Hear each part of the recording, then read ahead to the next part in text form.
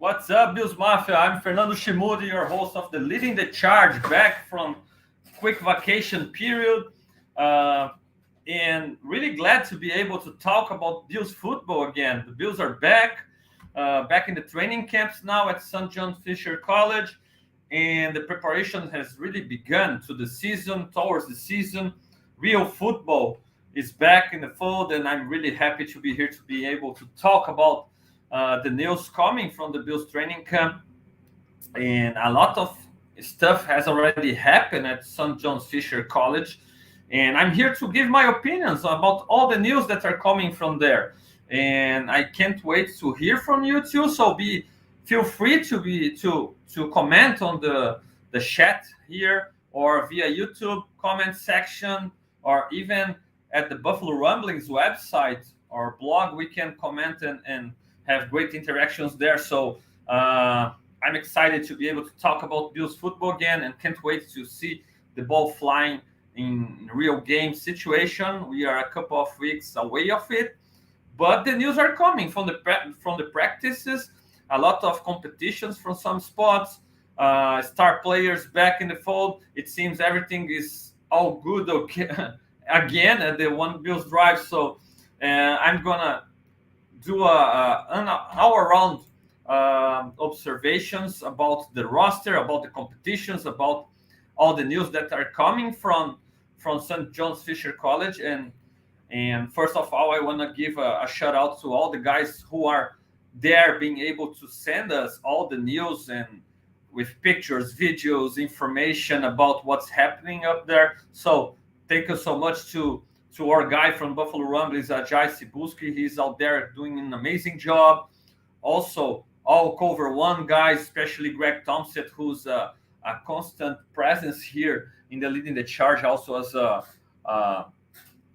guy who I always love to invite to the show. And he's also doing an awesome job covering the team from the practices.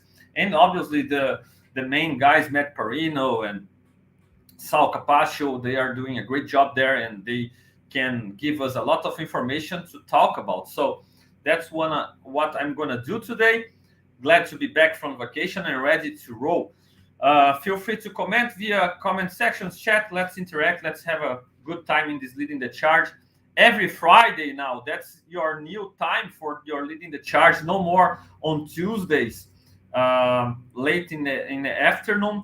And now every Friday at noon East, the official Leading the Charge time, always the fully English version every Friday at noon East. So it's going to be your pre-game show. We're going to be able to talk about a lot of the expectations for the weekend games. And then again, every Sunday after the Bills games, when the Bills play early in the afternoons, the Leading the Charge will roll right after the game, when it's the late afternoon game, or when it's the early afternoon game, then 1 p.m. games. Leading the Charge will be on live at 7 p.m. East every Sunday, the Portuguese version. And right after, I will record the quick observations from the game in English too, every Sunday. And when the Bills play the primetime games on Sundays, the Leading the Charge will be a pregame show again at 7 p.m. East. So that's the new schedule for the Leading the Charge, so you can be aware and follow us and stay in touch with all Leading the Charge. It's going to be an awesome season. I'm excited to be able to share my takes, my point of views with you, and also to discuss. The best part of this job is being able to stay in touch of Bills Mafia, discuss, share our opinions, and learn from others too. Give an opportunity to all Bills Mafia to be able to voice their opinions here in the Leading the Charge. The chat is always open. You always can interact. It's going to be a blast, I'm sure. So, talking about this training camps, it just started. The third practice just finished at St. John's Fisher College. And we've had plenty of news in those three first practices, those first 3 days of Bills camp. The Bills are going to rest tomorrow. They're going to have their first break of these training camps on Saturday, and they will be back on the field on Sunday, this time with shoulder pads on and uh, work more related or more of real football stuff from on Sunday on. So the players can't wait to be on the field wearing their shoulder pads and doing real football stuff, and we can't wait to watch it and to see how the competitions goes when the pads are on. With the first 3 days of practice, no shoulder pads, but a lot of team work and a lot of competitions already. I'm gonna give a view of the roster overall, the competitions all around the roster, both sides of the ball, coaching staff. But I want to start talking about Stephon Diggs, who has been uh, the centerpiece or a big part of the drama that was established around the Bills during this offseason. I was pretty critical of Stephon Diggs during the offseason. I think his behavior during that Bengals game wasn't appropriated for a team captain, and and it's straight facts. He was the reason all this stuff became such a hot topic all around the league. Okay, there is no way around it. He was responsible for his actions and for showing it out in a way that everybody could make it become a thing for the Bills in this offseason.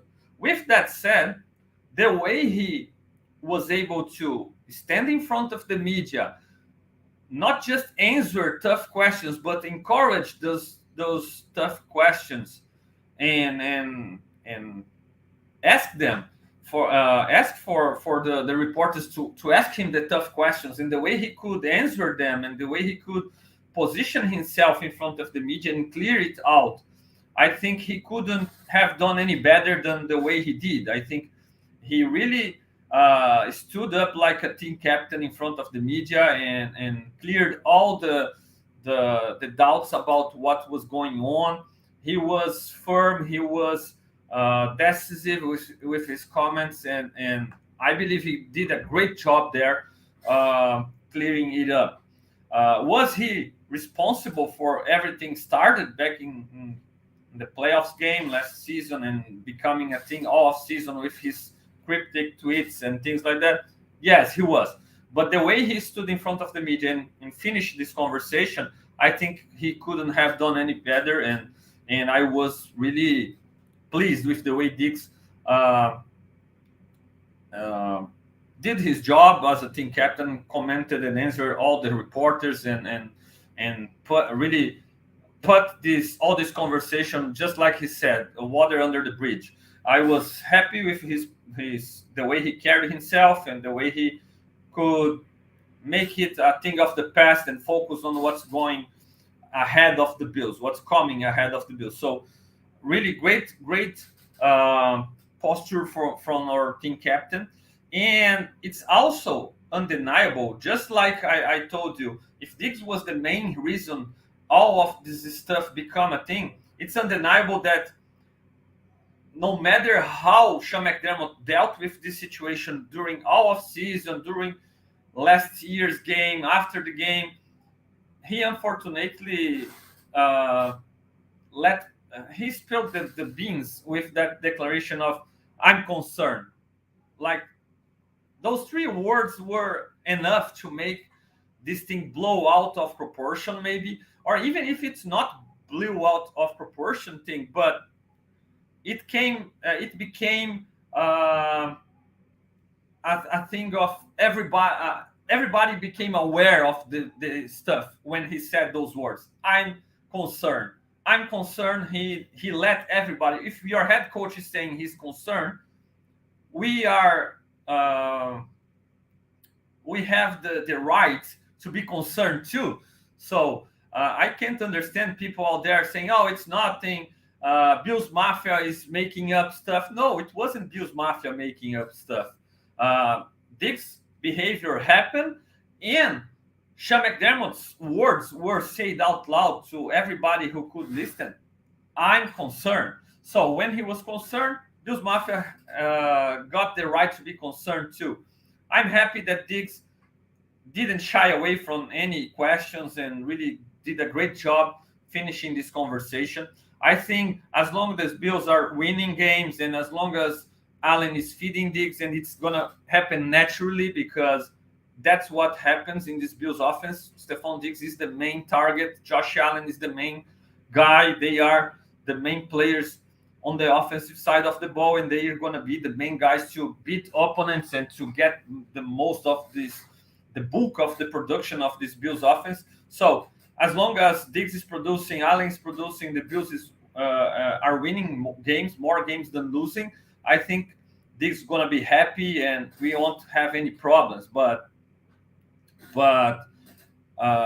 if the Bills struggle, if the Bills start losing games, or maybe if the Bills continues to be successful but struggle in the next playoffs again, we can maybe hear again from Diggs. Diggs, in his own words, he said, "Oh, I'm human. I can sometimes voice my opinions and I can make some mistakes, but it's all good."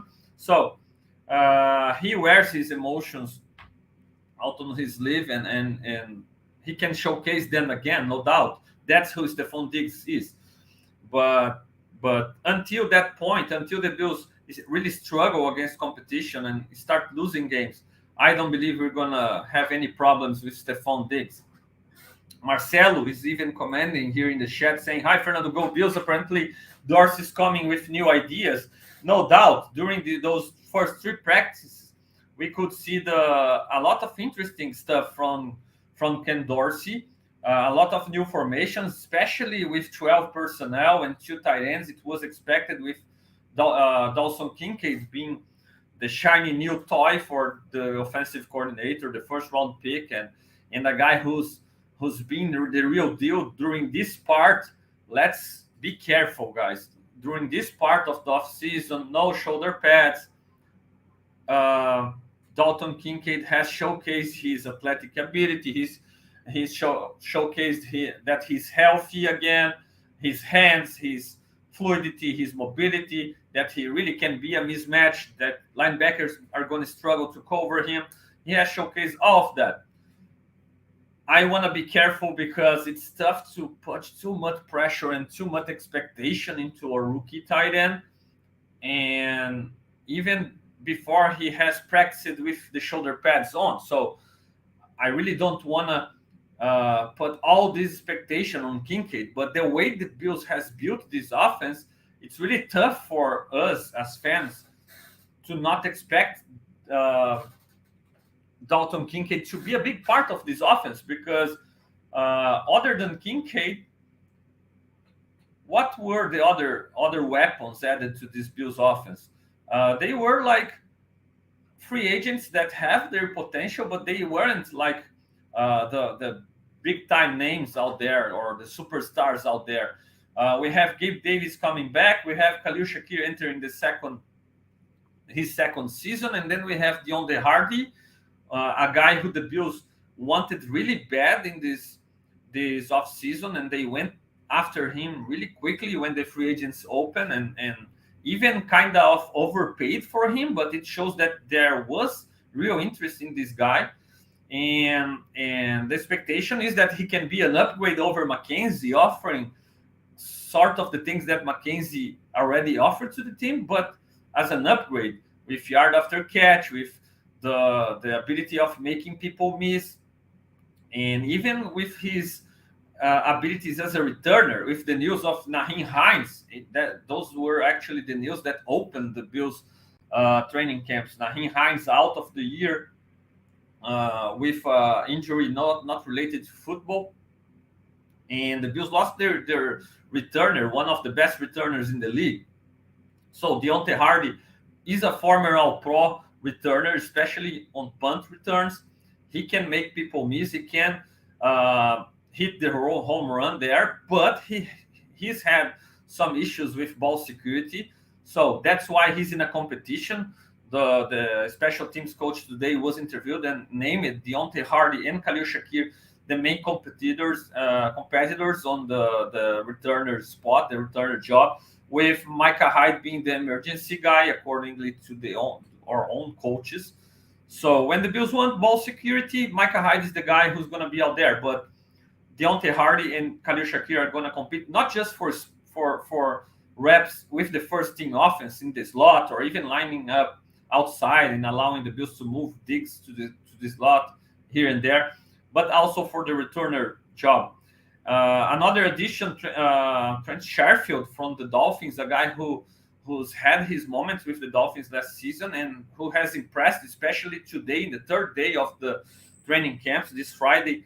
In the practice that has just finished, Sherfield had a great day, one-handed catches in the end zone, and Josh Allen has already voiced how hard work kind of guy is Sherfield, and he's really a lot of people have him as even ahead of Hardy and Shakir right now in the fight for the wide receiver number 3 spot. So there is a real competition there, but none of those additions were household names like, oh, we added DeAndre Hopkins. Okay, we know that DeAndre Hopkins is going to start alongside Stephon Diggs.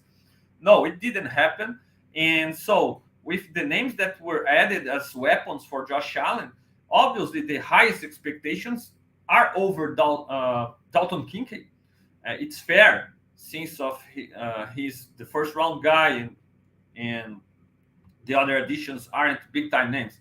But with that said, he's still a rookie. It's tough to put so much expectation over a rookie tight end. And I'm sure he's going to compete with those guys too for snaps in the slot or even that move tight end spot. Ken Dorsey has added more formations with 2 tight ends, and those formations can easily become 3 wide receiver sets if you just split Kincaid out of the formation out of the offensive line to the slot wide receiver spot. So I'm excited to see how Dorsey works with it. There were a lot of reports again from the guys that are out there, Ajay, the cover 1 guys, Greg Thompson, and other people who's been able to be there watching and record and take pictures of the training camps. They've seen a lot of new formations, taking advantage of this versatility of Kincaid and other guys. The Bills lining up in diamond formation, a formation that looks like a heavy set for run purposes. And then when the defense lines up, the offense simply spread out all the guys in an empty backfield and create mismatches, having Kincaid lining up against a middle linebacker and some mismatches that can be exploited. So it's really interesting. People have said that there's been a lot of movement, pre-snap movement in this Ken Dorsey's offense. I don't believe it's new. I think he used a lot of pre-snap movements last season too, moving especially Stephon Diggs from one side to the other, allowing Josh Allen to recognize the coverage to see if it's man or zone coverage easier, and even to let Stephon Diggs cook against linebackers, safeties inside. It's a great way to create mismatches with your best weapon, and I'm looking forward to seeing more of this for Diggs, for Kincaid, and for others too. So I like what I'm hearing about how Dorsey has prepared his offense during these first 3 practices. Let me know if you agree, disagree. And please hit that like button and subscribe, right? Because we are out here hitting the 20-minute mark in the Leading the Charge, coming back from vacation alongside the Bills. And I surely count on your hits on that like button, subscribing to the Buffalo Rumbling channel, but also subscribing to my own channel, Fernando Schmude, following my Twitter at Fernando Schmude, my Twitch /FH1S Live. A lot of Madden content coming out soon. And I count on you to hit that like button, subscribe, and help the Leading the Charge to achieve its goals and reach for more audience and more Bills Mafia all over the world. Okay, a quick 10 seconds for our sponsors.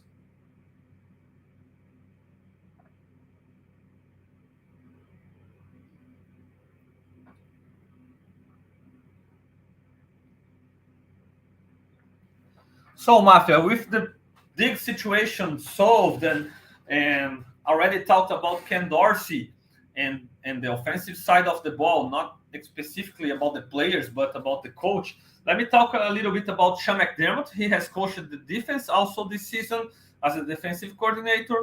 We've seen him around the offensive side of the ball too. So it's not like he left the offense completely on Dorsey's hands. He's out there doing his job as a head coach. But obviously, this offseason, he's focused on the defense, calling the shots. And from what we've seen so far, it seems the Bills continues to be a mainly nickel defense, based nickel defense. And people who are out there haven't seen a lot of new formations. The Bills usually line up the same way.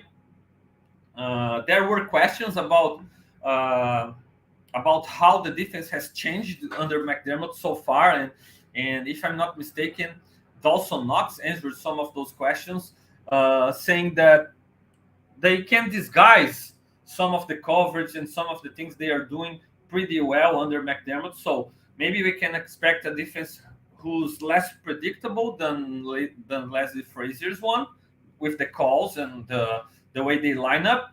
But mostly it's the same personnel, nickel personnel, Taron Johnson on the field all the time, and four-man rush. Not many crazy stuff so far, but again, just 3 days. It's pretty early. A lot of vanilla stuff so far. The basics of the defense. We have a competition, a real open competition, the middle linebacker spot, and I'm going to talk about it shortly. But so far, the defense is being installed under McDermott, and not a lot of changes. And to be fair, I wasn't expecting really big time changes from Frazier to McDermott. Frazier always was McDermott's guy. This always been McDermott's defense. Obviously, he can be a little bit more aggressive calling the shots now, but overall, it's the same schemes, and I don't believe we're going to see a lot of different stuff unless McDermott is forced to. How so? If he doesn't have full confidence on his Mike linebacker, the guy who wins the competition, and if he needs to really make another guy call the shots of the defense, he's been a record that he can move these play calling duties to another player on the defense, but he would rather have Mike linebacker calling the shots. So the way as I see it, I think the only way the Mike linebacker won't call the shots is if he really isn't happy with the guy who wins the competition, right? One of them will need to win, no matter how well Dodson, Bernard, or Braylon Spector plays. One of them is going to win the competition, and it can happen that McDermott isn't really happy with the guy who wins the competition, but he will need to have a linebacker out there. If he isn't happy with the results of this competition, he can obviously move the play calling calls to another player and have more of 3 safety sets on passing downs, inserting Taylor Rapp as a dime linebacker and having just one linebacker in those situations. But you will still need to have this Mike linebacker on early downs, on run downs, and I'm curious to see this competition on that side of the ball. So far, day one, Tyrell Dodson started as Mike linebacker. Day two, Terrell Bernard had his opportunity. And day three today, Braylon Spector got his opportunity. So McDermott being true to his word that it's an open competition and everybody's going to get their shot. Dorian Williams, the rookie, after being drafted, Bean was quickly wrote him off of this competition. Like, no, he's a rookie. He's going to practice as a will linebacker, a backup for Milano. And I believe due to all the bad reaction from the media, the fan base, like, how do you draft a guy in third round to be just a backup right away when you missing your starting middle linebacker, start Mike linebacker, and they turn it around and put Dorian Williams in the competition. No, there is no reason he can't win the job if he he is really ready for that, but we'll need to see because he's coming from a simplistic scheme at Tulane, and now they again moved him out of this competition. And to be honest, it wasn't fair to expect Dory Williams to come in and win the Mike linebacker spot right away. We know how McDermott behaves with his rookies. It's not easy to be a rookie starter with McDermott, and especially in this position where there are so many things, so many responsibilities asked from the Mike linebacker. It wasn't fair to expect Dorian Williams to be able to beat the guys who are ahead of him in the mental part of the game. So the Bills have AJ Klein as the floor, the veteran floor for the position, a guy who knows the ins and outs of McDermott's defense, but is really an older guy, is really a liability in terms of matchups and mobility coverage, and he would really limit what the Bills defense can do in time in terms of disguising coverage and lining up and making Milano and the other linebacker interchangeable. Dodson is an underrated guy, in my opinion. I think he's been there for a long time now, like 4 years. He's been developed, and he's a guy who has mobility, who has strength, who has some leadership qualities. Von Miller in an interview was even surprised when he was asked about this competition. He was like, I wasn't aware there is a competition there. T. Dot is out there alongside Milano, and he looks good. So it seems that Dodson, just like Matt Parrino, when he was here with me in the Leading the Charge, said it seems Dodson has a step ahead of the other guys due to his leadership and being the older guy in this competition. Anyway, he's an option, but I don't think he offers what Bernard and Spector can offer in terms of athleticism, in terms of being interchangeable with Milano, and people who has followed my Leading the Charge for a long time now know how Bernard is my horse in this race. And the reasons are simple. Bernard was the third round pick. The way the Bills invested in Dorian Williams, they've invested in Bernard before, and after 1 year learning and 1 year playing behind Milano and Edmonds, and after all we've heard about him coming out of college, I'd expect him to be ready to take advantage of this opportunity because he's supposed to be a big-time film guy, a smart linebacker, a leader type of guy, was a leader in the Baylor defense. So all his makeup coming out of college screamed like a guy who could become this middle linebacker. And what worked against him is his size or lack of size. But that's something that McDermott, Bean, and all the Bills coaches have talked down recently. So I really believe Bernard has a big time shot winning this job. If I need to bet today, if I were a betting man, I'd bet on Bernard because there's no doubt we're gonna see him being taken for some rides by guards who are way bigger and tougher than him, but we can see a lot of what we've seen from Milano in Bernard's game. In a way, he can avoid blocks. In a way, he can run from sideline to sideline. In a way, he can run with people in coverage and covering tight ends, linebacker, and even some kind of slot receivers. And especially how he can be a playmaker. Because if you remember, if you take into your memory from first action, Bernard's first action in the NFL in the last year's preseason, he recovered a fumble and scored a touchdown.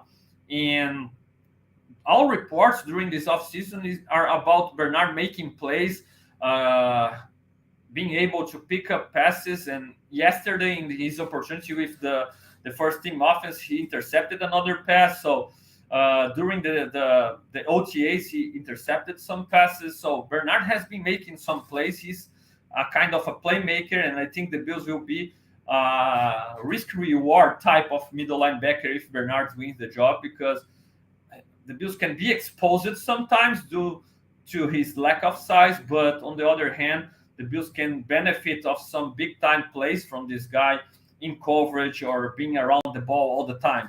That's my expectation from Bernard, and that's why I believe he's going to win this job. But we can't forget Braylon Spector in this conversation too, because Braylon Spector also is very athletic. He was drafted later in the same draft as Bernard 2 years ago, but let's be honest.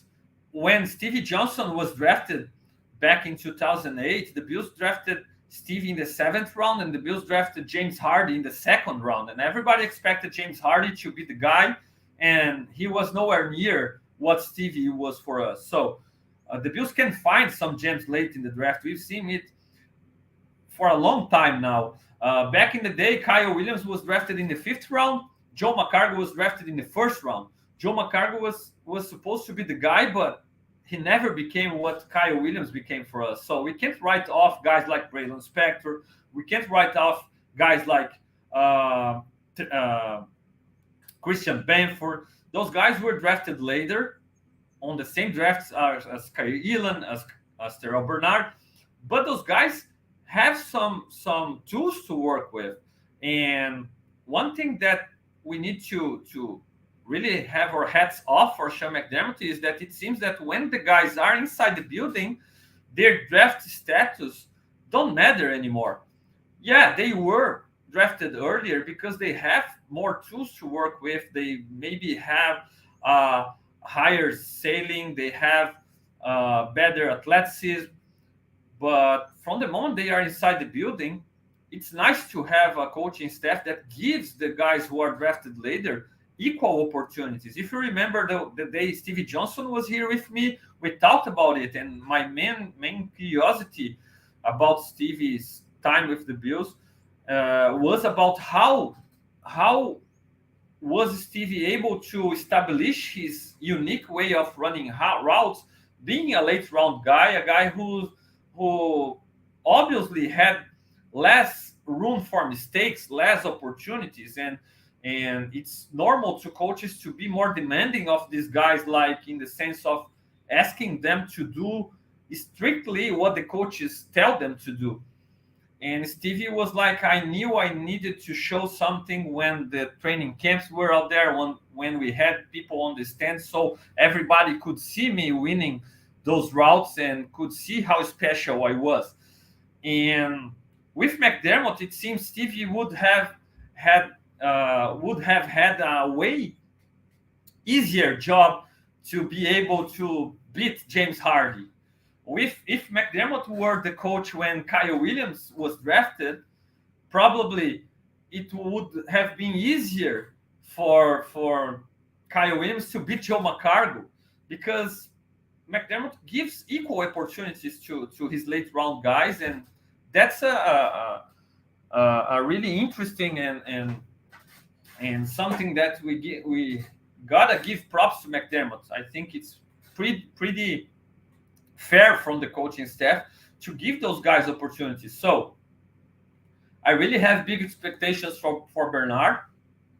Big part of that is because he was a 3rd-round pick, and the same thing I have the same expectations for Dorian Williams. I think he's Bernard a year ago. He's younger than Bernard a year ago. He's being developed to maybe be a plan B if those guys can take advantage of this opportunity right now, competing for a starting spot. But we can't write off a guy like Spector, and he had his opportunity today as a Mike linebacker, and the highlight, unfortunately for Spector, was a long touchdown from Allen to Diggs, a 45 to 50 yard throw, where Dorsey could exploit a mismatch. Diggs running a seam route down the middle, and Spector was in a situation where he needed to run with Diggs. So that's a situation where it's hard to believe Spector or Bernard or Dodson or Edmonds or anybody in the league to be able to run with Diggs down the seam and avoid a 45 to 50 yard reception. So, but anyway, it's the competition is legit there, and I'm glad that we are being able to watch all those guys getting their shot. But I still believe Bernard can offer the most for this this defensive side of the ball. John Roberts is out there commenting. Thank you so much and welcome, John. And he's saying Bernard is the fastest linebacker. I agree. He actually looks even like a safety when you see him on the field. His archetype and his body type, he resembles Jordan Poyer or another safety, right? He's not the biggest guy, but he's really fast and he can move, and it's interesting. I talked about the middle linebacker competition. Also, the cornerback 2 spot is another competition that has been talked a lot. And day one, Dane Jackson was out there with the first team offense. Dane Jackson has established himself as a despite being a young guy, he's been there for 3 years now, and that's a guy who's very dependable. It's pretty clear that McDermott trusts this guy. It's pretty clear that the other players trust him, and he's even when he's got beaten last year, he was in the right position to make a play, and it always felt like he was just a little bit late or a little bit far from the place where he could make a play and make big time plays. So it's really a game of inches. So the things can turn around for Dane Jackson real quick. And it's really good to have a guy like Dane Jackson to settle the floor. The floor that is settled with Dane Jackson at the cornerback 2 spot is a higher floor than the floor that is settled with AJ Klein at the middle linebacker, for example. So I'm happy that Dane Jackson is this kind of player.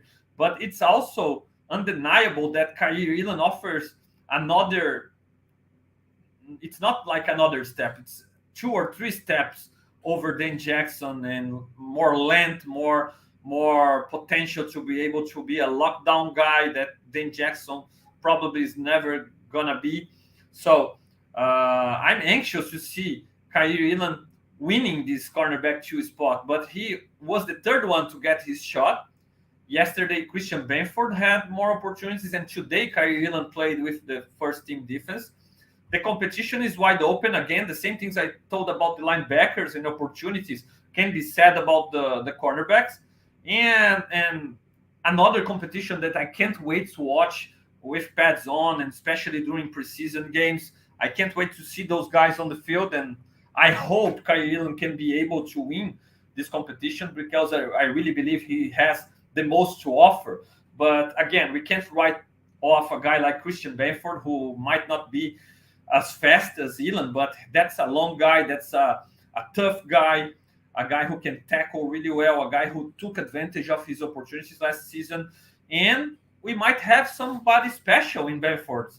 So it's really interesting, the situation the Bills have themselves on both spots, Mike linebacker and cornerback 2. Can't wait to see the situation. And John again here commenting and say Cameron Denton is injured. They see Tyron Brown.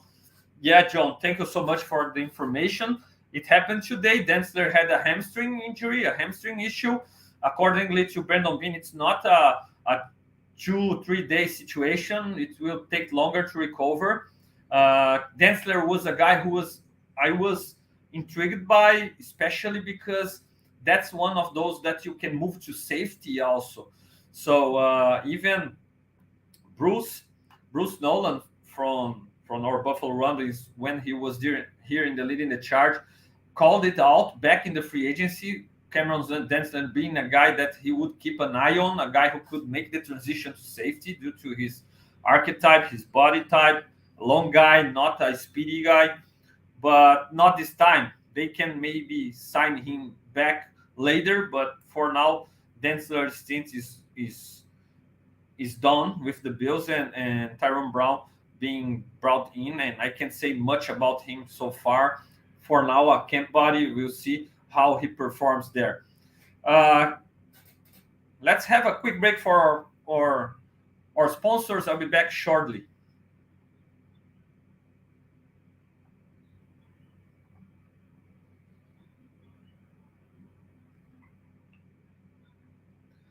So with the 2 main competitions on the defensive side of ball already on the books here, and a lot of competition, can't wait for scenes of the next chapters. But also, Victor is asking, how healthy is Miller for this season? Well, Miller has worked on the sidelines. He's on the pup list so far. He can be activated anytime during the training camp. Okay, being on the pup list right now doesn't mean he can't play week one. So far, it's all good. He's there. Jordan Phillips is also on the pup list so far. Tyler Matakevich. Those guys can be activated as soon as they get healthier. As soon as the Bills want to activate them during the training camps, they can be activated. Right now, they are physical and able to perform list. Miller is working on the sidelines. From what we've seen, he's being able to move really well. He's already working on change of direction drills, some pass rushing drills, and I'm encouraged by the videos that we've seen. He's wearing a brace on his leg, on his knee, that was injured. But the thing with those ACLs is the change of directions. Guys can still run in straight line speed even when after they injured those ACLs, and when they have the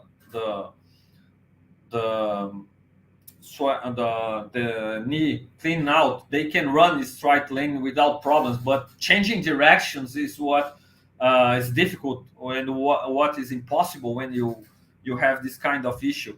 Von Miller is already working on those change of directions and putting his full weight on that leg. So it seems that's going to be ready real soon.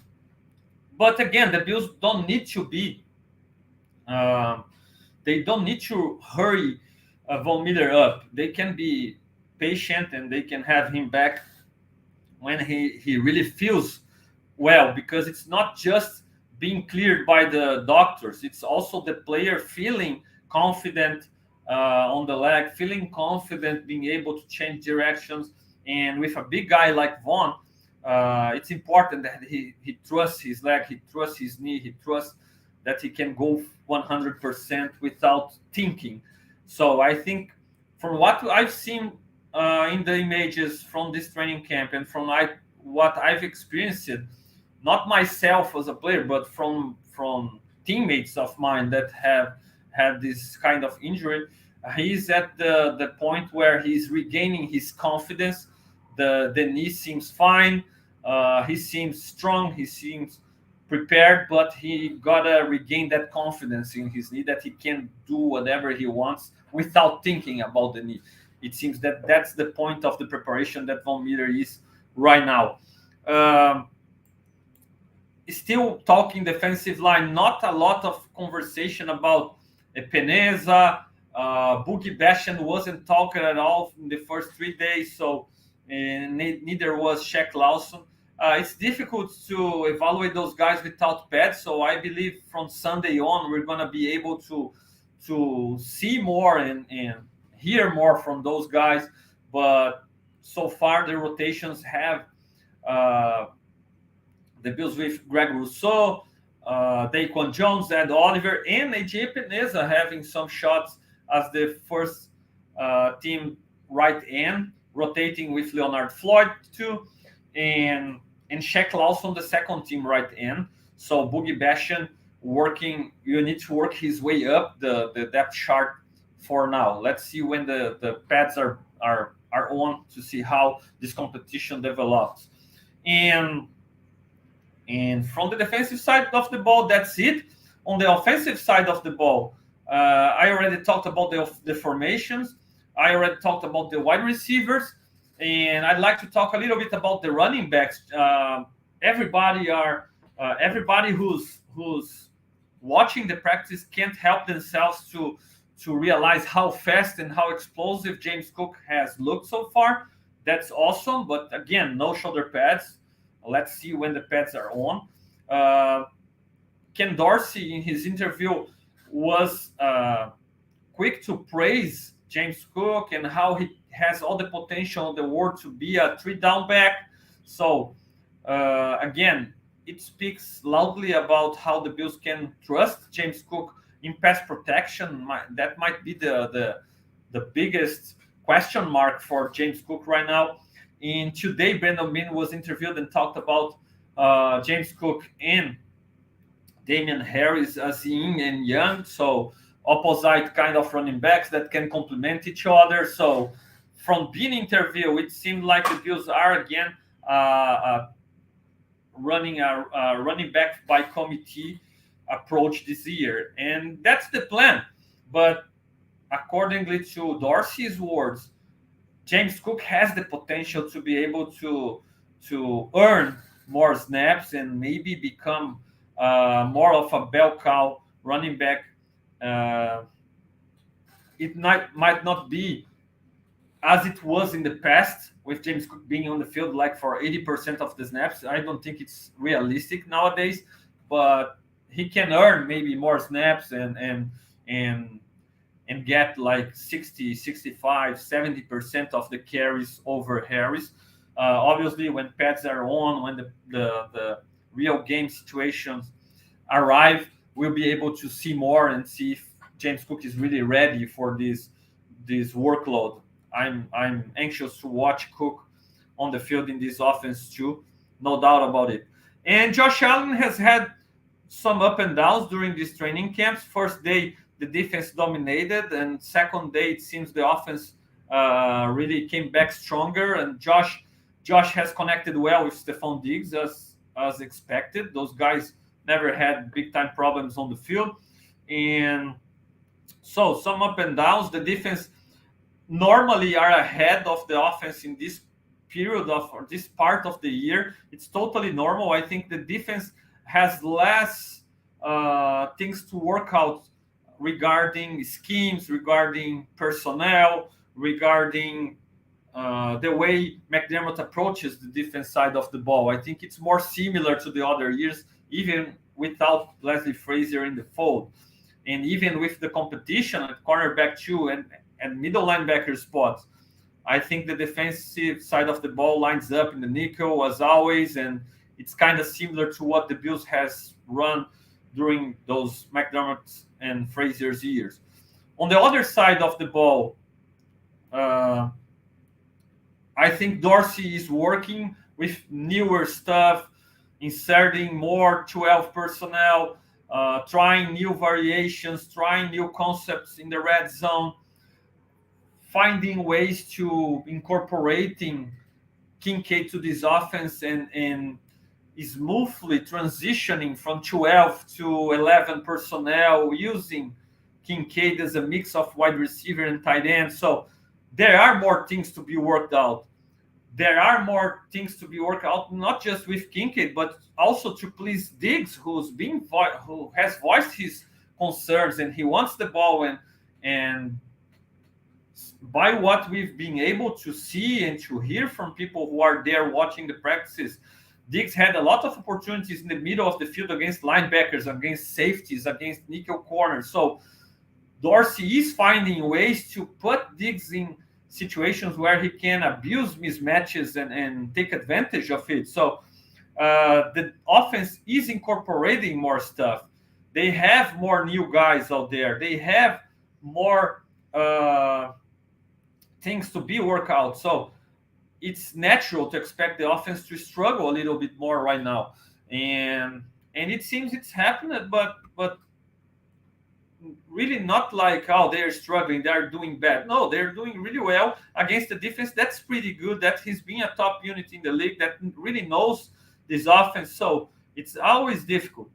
Anyway, a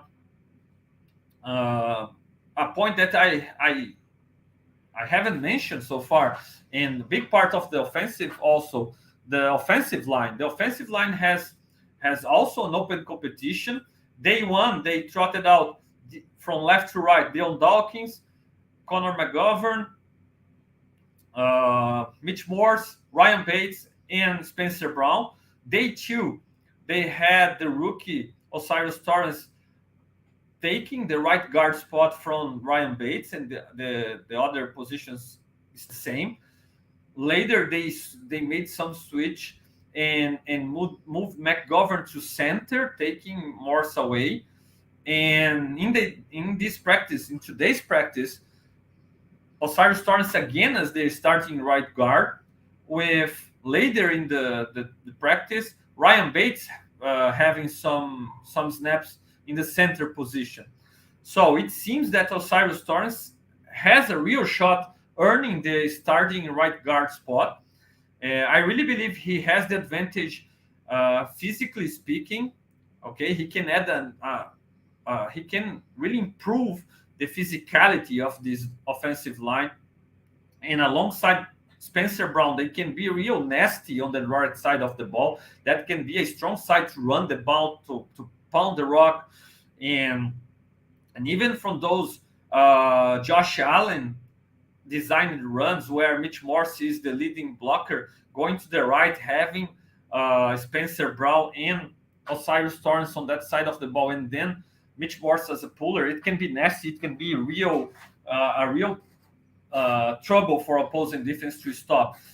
Uh, but one thing that I keep in mind, and it's always tough to say because I really love Mitch Morse. I think he's a great vet. He's a leader of this team, and in my opinion, he's the best offensive lineman of this team. But 2 years ago, the Bills benched Mitch Morse for a week or two, and he's had his issues with concussions also. So the Bills are preparing. Obviously, they gotta be prepared to have a backup center who's capable of keeping the level of play on the offensive line real high, not needing to care about the exchanging issues with the center and the quarterback, and that's fair to practice McGovern and Bates there. But also, I think Morse can't relax. He can't make the mistake of believing that he's 100% safe, because that's a guy who, if cut, he opens a big chunk of cap for the Bills to work with. It's not like the Bills really need cap to work with right now to add more players, but with all the depth the Bills have right now, with Edwards being a guy who Cromer really trusts at the left guard, and he hasn't had even opportunity so far as a starter. McGovern being brought in to be a starter. Bates being a really solid and versatile starter, and losing maybe his spot to the rookie Osiris Torrance.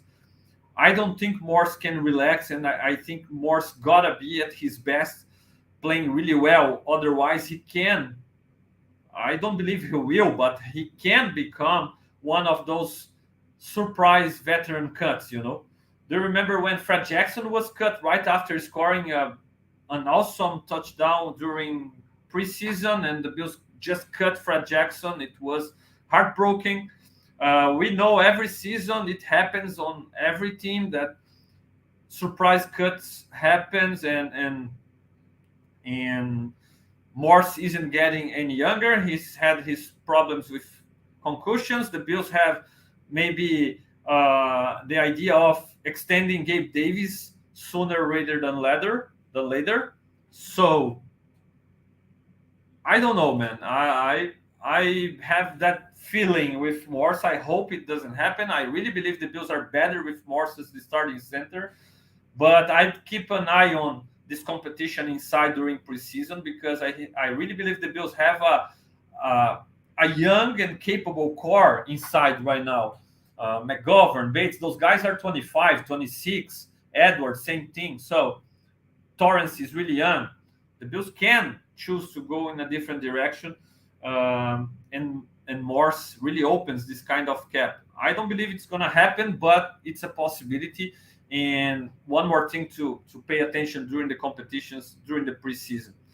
Okay, guys, the Bills will rest tomorrow and be back on the field on Sunday with pads on, and we'll have certainly more things to talk about.